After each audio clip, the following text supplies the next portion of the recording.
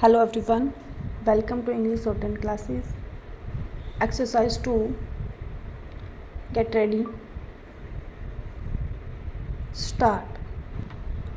All this has usually a decisive impact at the higher levels of decision making and administration in the universities. For both the representatives of college managements and of teachers, secure representation in the various bodies of the universities of which they form a part.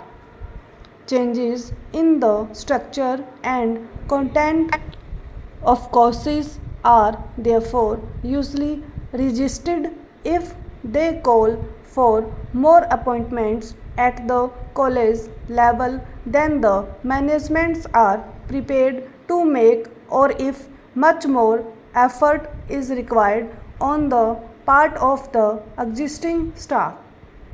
If any teaching is organized at the university level, as is generally done for postgraduate courses, the principle of representation has to be usually given considerable weight irrespective of academic considerations. The various sectional interests involved have to be taken into account also when examiners are appointed by universities, and sometimes even when the results of the examinations are declared.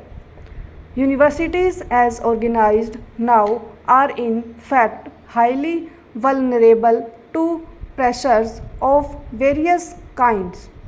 The representation given to colleges, the system of elections to the more important decision-making bodies, and direct dependence on government grants are all potential instruments for gaining influence and exerting pressure within universities.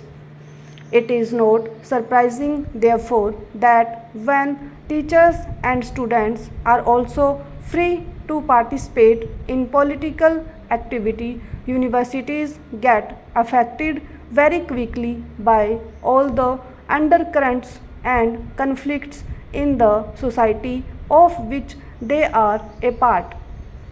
One of the major problems now is that while political forces are able to gain entry very easily, the universities do not have the means for effectively coping with them.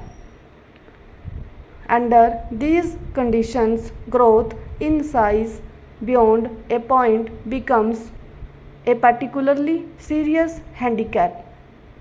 Not only are there few economies of scale to be gained by such expansion, but diseconomies set in through their greater vulnerability to pressures from outside and from within. This has become a major problem for many Indian universities. The growing tendencies towards regionalism in the country have also had serious effect on higher education.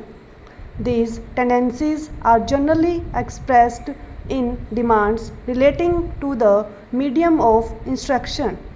Some of these demands are based on sound educational principles and are wholly justifiable, but in their most extreme form they usually indicate either ignorance of the minimum requirements of higher education or inward-looking conduct of a kind that places considerations of a selfish character above these requirements.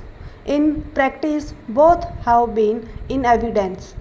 More specifically, the problem arises when instruction at the postgraduate level is sought to be given in the regional language. for most of the relevant literature at that level is usually not available. Stop.